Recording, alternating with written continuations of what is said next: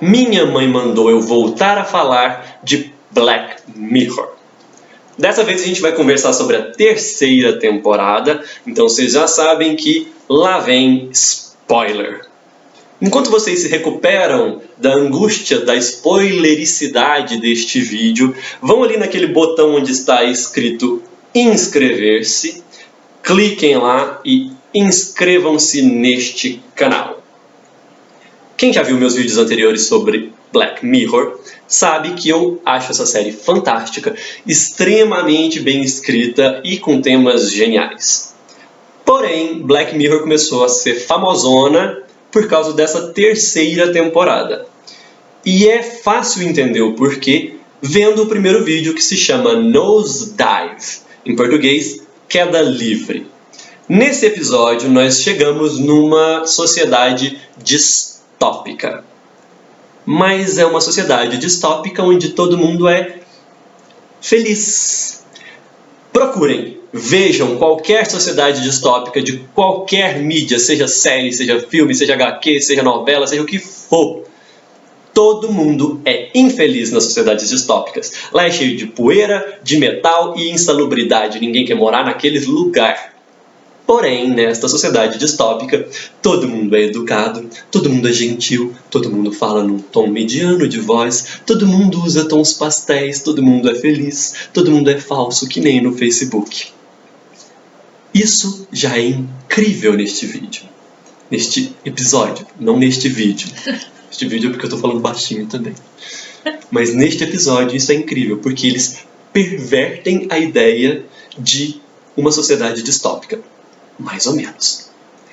Porque nesta sociedade distópica todo mundo é assim.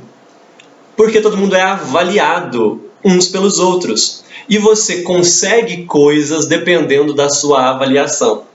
Você tem uma interação com a pessoa, aí você está com o seu smartphone na mão, aí você termina de ter aquela interação, você avalia ela com estrelinhas.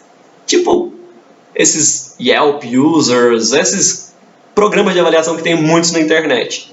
E as pessoas precisam atingir certos níveis de avaliação para conseguir coisas melhores. Então você quer uma casa melhor, você tem que ter um certo tanto de avaliação, você tem que ter uma nota acima de 4,5. Você não quer ser um pária social, você não pode ter uma nota abaixo de 3. E todo o episódio revolve-se em torno desta ideia da avaliação.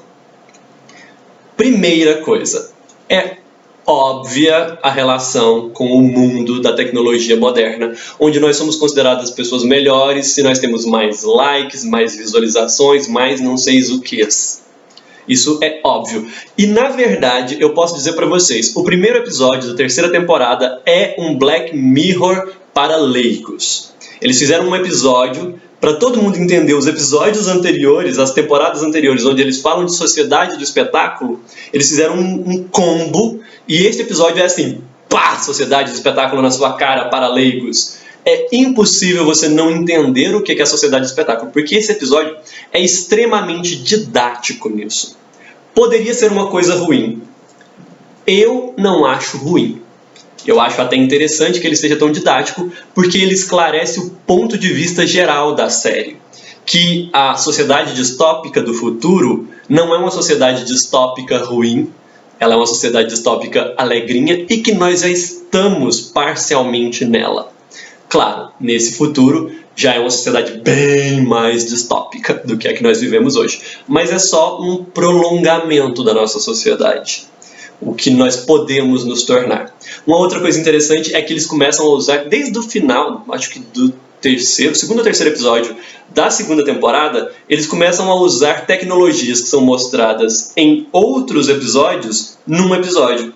Por exemplo, o episódio final da primeira temporada tinha um negocinho que eles colocavam no olho, que eles podiam rever tudo que eles fizeram. Nesse nós temos um instrumento parecido. Então, a Black Mirror foi construindo uma mitologia própria. Agora nós já temos um mundo Black Mirror. Nós podemos falar de um mundo Black Mirror. Isso é bastante interessante. Uma coisa que me deu muito tédio, porque eu sou uma pessoa que me entedio facilmente. Não me entediei com o episódio, entendam bem isso. Eu me entendi com a situação em que o episódio se passa. É aquele mundo onde todo mundo é educado, todo mundo é feliz, todo mundo é tão pastel. Aquilo me deixa extremamente entediado. Que coisa chata é aquela sociedade. Isso, pra mim, é pior do que uma sociedade distópica onde as pessoas são mortas por qualquer coisa que apareça pela frente. Porque eu morreria de tédio ali. Eu não posso rir alto, eu tenho que ter uma cara feliz o tempo inteiro. Algumas pessoas não sobreviveriam nessa sociedade. Elas não teriam nota.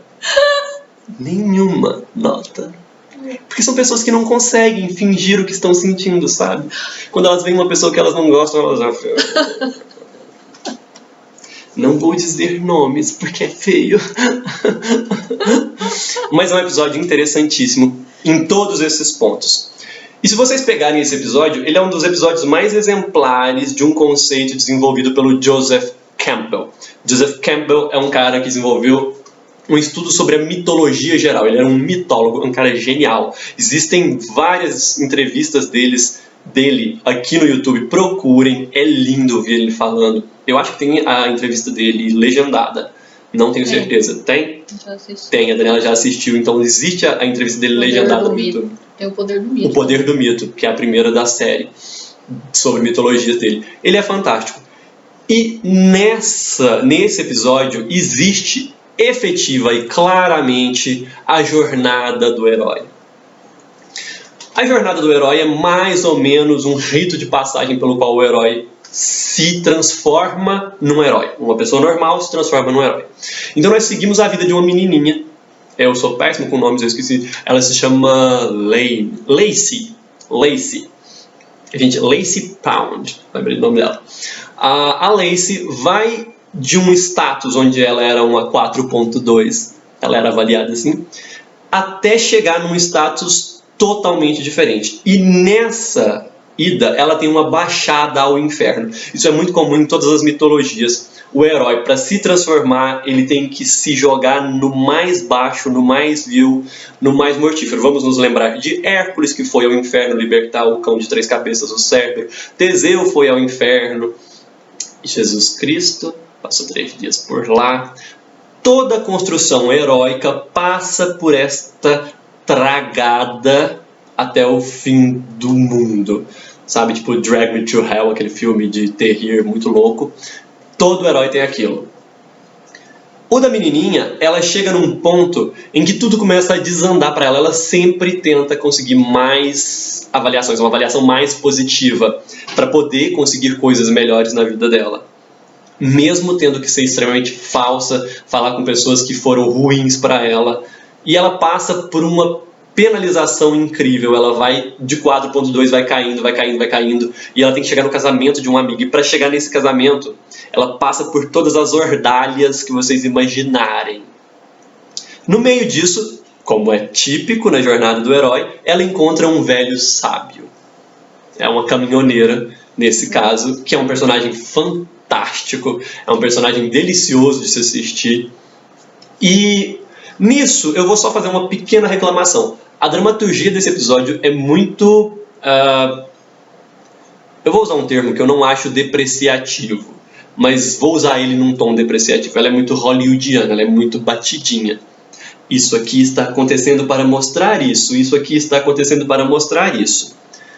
Como eu disse, esse episódio é um Black Mirror para leigos, é uma sociedade do espetáculo para leigos. Então tinha que ser batidinho mesmo. Mas para mim, que já estou acostumado com as outras temporadas, eu achei que ficou menos interessante. Não desinteressante, mas menos interessante. A personagem da caminhoneira é fantástica, dá vários conselhos para a menina, que resolve não seguir os conselhos. Ela invade o casamento da amiga, toda depauperada, ela está suja de lama, ela está com a roupa rasgada, ela está louca, está bêbada de uísque.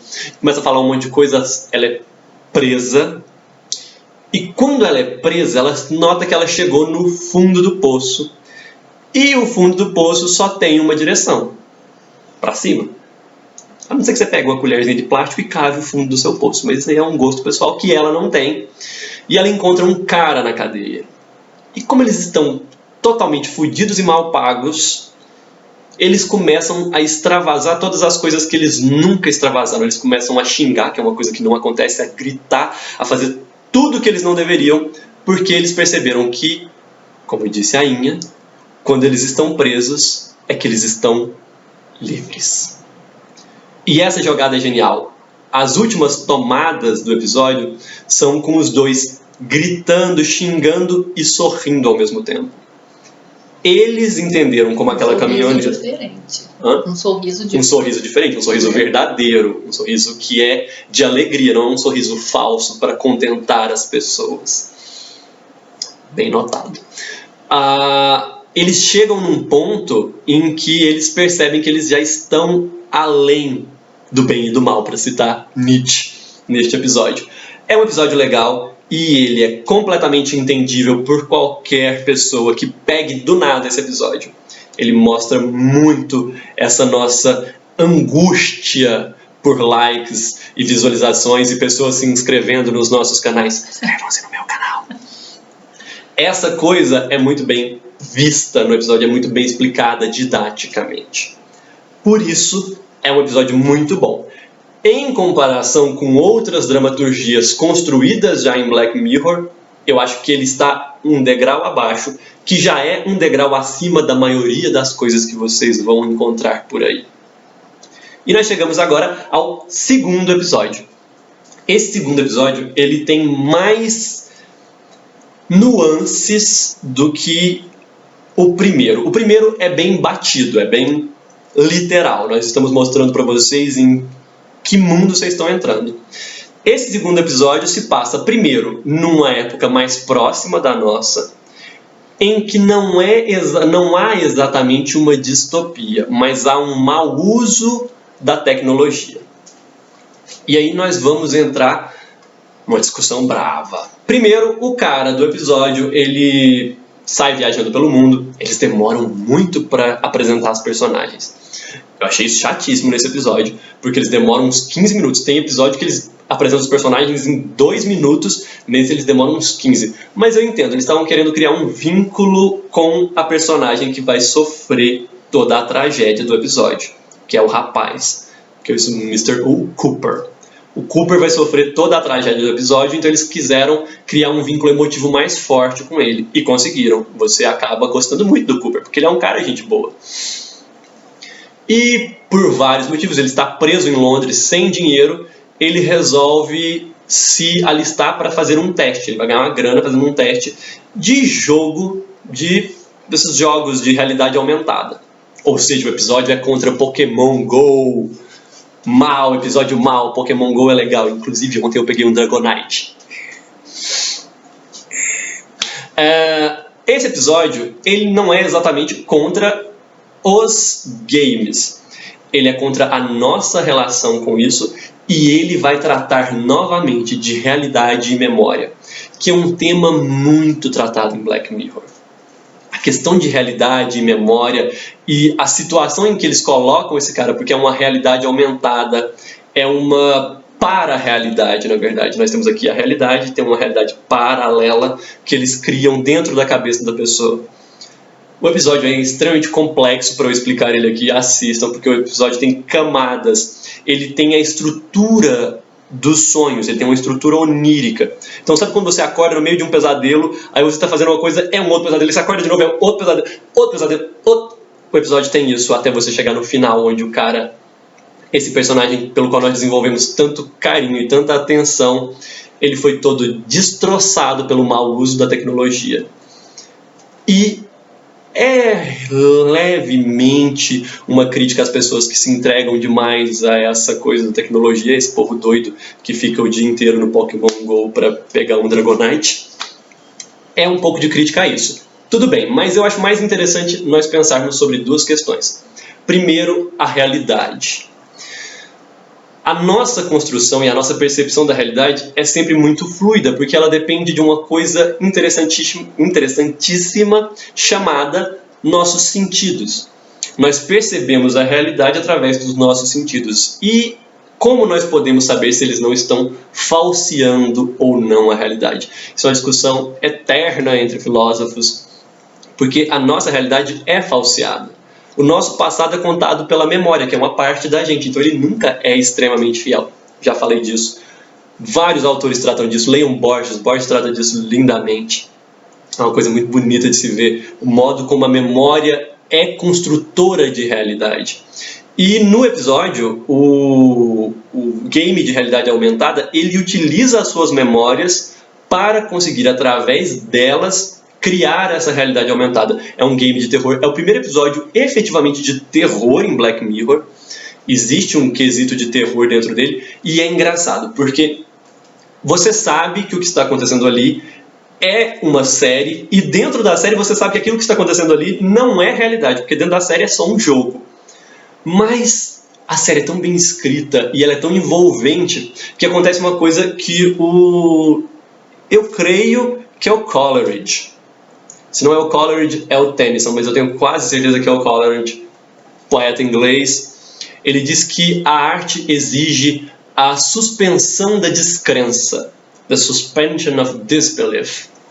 E Black Mirror conseguiu muito isso comigo naquele episódio. Eu me senti angustiado por uma personagem que eu sabia que era falsa, que estava sofrendo coisas falsas dentro da falsidade dela. Então, camadas e camadas de falsidade, e mesmo assim eles conseguiram me trazer para dentro, me tragar para dentro daquilo. Eu fiquei lá inundado de compaixão, que é uma coisa interessantíssima. Ele é um episódio que trata muito, ele trata verbalmente do poder catártico da irrealidade. Ele fala que o jogo, uma das personagens fala que o jogo é uma forma de catarse. Você se libera do medo quando você joga um jogo de terror, porque você sabe que você ainda está bem, mesmo tendo experimentado algo que era terrível para você. E a arte faz muito isso, pelo menos segundo Aristóteles. Aristóteles dizia que a arte deveria causar isso. Aristóteles falava só de duas paixões, na verdade, que era terror e compaixão, mas ele estava falando da tragédia. Os hindus têm umas 8 paixões que a peça de teatro, nesse caso, obviamente, a série, poderia te libertar daquilo. Mas isso é muito interessante. Eu achei um ponto interessante de se colocar no meio do episódio. E o último ponto que eu acho fantástico é essa questão, primeiro, toda a ambientação gótica e extremamente pesada à la Edgar Allan Poe, que é citado visualmente no episódio. O cara começa a ler O Corvo, do Edgar Allan Poe, num determinado momento. Isso é muito bonito, eu achei bonito, um visagismo bonito dentro da série. E o final da série é muito intrigante, porque ele tem aquela estrutura onírica que eu falei, que você vai acordando dentro de acordando, dentro de acordando, dentro de acordando, dentro de acordando, dentro de acordando, dentro de acordando, dentro de um sonho. E isso é muito legal, porque me fez lembrar de um dos textos que eu mais amo do Jorge Luis Borges, que é O Sonho de Coleridge, novamente. O Borges narra num livro chamado O Livro dos Sonhos. Eu acho que eu tenho esse livro aqui. Não, aqui. Eu tenho vai cair. Tem um monte de bagunça aqui nesse trem. Deixa cair. Tá de costas pra vocês. Mas eu tenho essa edição horrorosa do Clube do Livro. Olha que edição brega, anos 80. Não fale dos Mas olha, tem uma florzinha aqui dentro. Eu guardo coisas dentro de livros. Na verdade, eu comprei esse livro com essa flor dentro e ela está aqui até hoje, porque ela faz parte do livro. Então, no Livro dos Sonhos, o Borges fala de um texto, ele escreve um texto chamado O Sonho de Coleridge. Coleridge é um poeta inglês, e uma vez ele sonhou um poema, e no meio do sonho ele acorda e começa a escrever o poema, e nunca termina. E nesse poema ele falava sobre o Kublai Khan. Kublai Khan foi um dos grandes Khans da China, ele foi um imperador chinês, e o Kublai uma vez sonhou com um castelo que ele mandou começar a construir e nunca terminou. E o Borges fala que talvez aquele conto dele esteja sendo sonhado por alguém e isso nunca vai terminar. E talvez, quem sabe, este vídeo onde eu falo do conto do Borges, que fala do poema do Coleridge, que fala do castelo do Kublai, não seja também apenas um sonho irreal, que ninguém sabe se um dia vai terminar.